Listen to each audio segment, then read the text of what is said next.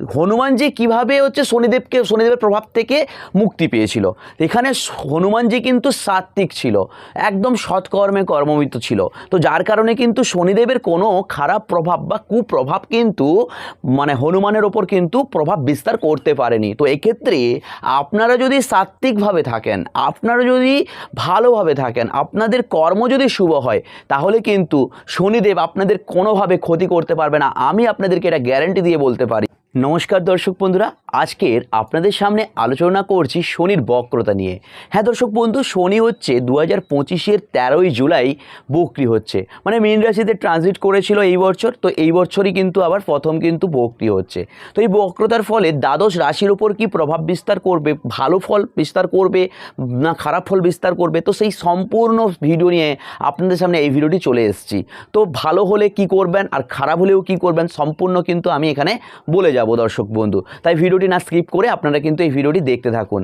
দর্শক বন্ধু, শনির কথা শুনে আপনাদের মনে একটা ভয় ভীতি ইত্যাদি চলে আসছে। আমি এখানে আপনাদেরকে একটা কথা বলে রাখি, শনিকে ভয় পাওয়ার দরকার নেই। কেন, এবার আপনাদেরকে বলি। এখানে দর্শক বন্ধু, আপনারা নিশ্চয়ই ভিডিওতে দেখেছেন শনি এবং হনুমানের কাহিনীটি। তো হনুমান কিন্তু রামব্রততে কিন্তু ব্রত ছিলেন, ওনার মনে কিন্তু রামের নাম সবসময়ের জন্য ছিল। তো সেখানে কিন্তু শনি হচ্ছে তার উপর একটা প্রভাব বিস্তার করতে এসেছিল। তো সেখানে আপনারা কি হয়েছিল কি না হয়েছিল আপনারা সবাই জানেন। তাও আমি বলে দিই যে এখানে শনিদেবকে কিন্তু হনুমান অনেকভাবে কিন্তু সাহেস্তা করেছে। তো সেখান থেকে কিন্তু একটা শনিদেব বলে রেখেছেন, যারা হনুমানজিকে পুজো অর্চনা করবে, তিল তেল দেবে, তাহলে কিন্তু তারা শনির প্রভাব থেকে কিন্তু মুক্তি পাবে। তবে দর্শক বন্ধু, এখানে আমি আপনাদেরকে একটা কথা বলি, কেন আমি আপনাদেরকে শনিকে ভয় পেতে না বললাম সেটা আপনাদেরকে বলি। এখানে দর্শক বন্ধু, আমি আপনাদেরকে একটা কথা বলি, হনুমানজি কিভাবে শনিদেবের প্রভাব থেকে মুক্তি পেয়েছিল। এখানে হনুমানজি কিন্তু সাত্ত্বিক ছিল, একদম সৎকর্মে কর্মবিত ছিল। তো যার কারণে কিন্তু শনিদেবের কোনো খারাপ প্রভাব বা কুপ্রভাব কিন্তু হনুমানের ওপর কিন্তু প্রভাব বিস্তার করতে পারেনি। তো এক্ষেত্রে আপনারা যদি সাত্ত্বিকভাবে থাকেন, আপনারা যদি ভালোভাবে থাকেন, আপনাদের কর্ম যদি শুভ হয়, তাহলে কিন্তু শনিদেব আপনাদের কোনোভাবে ক্ষতি করতে পারবে না। আমি আপনাদেরকে এটা গ্যারান্টি দিয়ে বলতে পারি। আমি দেখেছি অনেক শনির দশায় এবং অনেক শনির সাড়ে সাতিতে অনেক ভালো ভালো অ্যাচিভমেন্ট করেছে, কর্মে পদোন্নতি এসছে, ভালো টাকা কামিয়েছে, মান সম্মান লাভ করেছে, বিদেশ ভ্রমণও করেছে। আমি অনেক চার্ট দেখেছি দর্শক বন্ধু। আমি 10 বছরের অভিজ্ঞতা থেকে আপনাদেরকে এটা বলতে পারি যে শনিদেব কিন্তু সবার খারাপ করে না। যদি আপনার শনিদেব খুব ভালো থাকে, আপনার শনি যদি চার্টে খুব ভালো থাকে, তাহলে কিন্তু আপনারা শনির কুপ্রভাব থেকে কিন্তু সুপ্রভাবটা ভালোভাবে পাবেন। এবার এখানে যদি ধরুন আপনার শনি উচ্চস্থ হয়ে আছে, তো সেক্ষেত্রে তো আপনি শনির তো দশায় ভালো ফল পাবেন। তো দর্শক বন্ধু, আর কথা না বাড়িয়ে আমি বলছি এবার মেন যে ভিডিও, সেই ভিডিওতেই শুরু করছি। কন্যা রাশি। হ্যাঁ দর্শক বন্ধু, কন্যা রাশির সাপেক্ষে শনি আপনার বসে আছে কিন্তু সপ্তমস্ত স্থানে বক্রি হয়ে, এবং সে কিন্তু আপনার পঞ্চমাধিপতি, ষষ্ঠাধিপতি।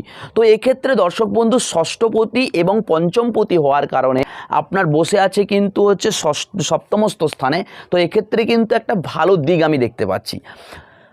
আপনার কোনো ভালো জায়গায় বিদ্যা শিক্ষার যোগ আছে।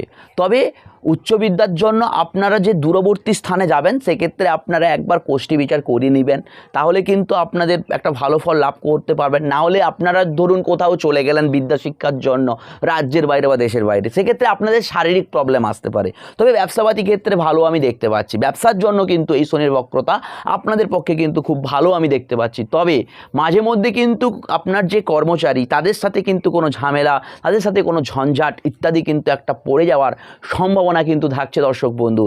এবং এই কন্যা রাশির সাপেক্ষে সপ্তমে যেহেতু শনি বক্রি হয়ে আছে, তো সেক্ষেত্রে যারা সন্তান নিয়ে প্ল্যানিং করছেন, তাদের ক্ষেত্রে একটু সমস্যা দেখা যাচ্ছে। প্রেমের ব্যাপারে একটা সমস্যা দেখা যাচ্ছে। তো সেক্ষেত্রে আপনারা একবার কোষ্ঠী ভালো করে বিচার করিয়ে নেবেন দর্শক বন্ধু। তো এক্ষেত্রে আপনারা কোনো গুরুজনের পরামর্শ গ্রহণ করে যদি কোনো কাজ করেন, তাহলে কিন্তু আপনাদের ভালো ফল লাভ করতে পারবেন। এবং শনির দৃষ্টি কিন্তু সরাসরি আপনার কিন্তু লগ্নের ওপর বা আপনার রাশিতে কিন্তু পড়ছে। তো সেক্ষেত্রে মাঝে মধ্যে কিন্তু আপনার অলসতা বা কোনো কাজে ডিলে হয়ে যাওয়ার একটা প্রবলেম, বা কোনো কাজ আটকে যাওয়ার প্রবলেম, এই জিনিসগুলো কিন্তু আপনাদের মধ্যে দেখতে পাওয়া যাবে দর্শক বন্ধু এই শনির বক্রতার ফলে। এবং যদি মনে হয় আপনাদেরকে যে আমাকে একবার আপনার কোষ্ঠীটা দেখিয়ে নেবেন, অবশ্যই কিন্তু আপনারা কমেন্ট বক্সে কমেন্ট করতে পারেন। এবং আপনারা কিন্তু আমার যে মোবাইল নাম্বারটি দেওয়া আছে, ওই মোবাইল নাম্বারে কিন্তু আপনাদের ডেট অফ বার্থটা হচ্ছে প্রদান করে আপনারা কিন্তু আপনাদের যে কোষ্ঠীটা দেখিয়ে একবার নিতে পারেন। দর্শক বন্ধু, বললাম এই দ্বাদশ রাশির সম্পর্কে শনির বক্রতা নিয়ে। যদি আপনাদের ভিডিওটি ভালো লেগে থাকে তাহলে অবশ্যই লাইক কমেন্ট শেয়ার করবেন এবং আপনাদের যে বন্ধু বান্ধব পিতা মাতা যাদের শনির বক্র আছে, যাদের শনির সাড়ে সাথী চলছে, তাদের কাছে এই ভিডিওটি আশা করি শেয়ার করবেন। চলে আসবো পরবর্তী ভিডিওতে, ততক্ষণ আপনারা অবশ্যই ভালো থাকুন, সুস্থ থাকুন। ধন্যবাদ।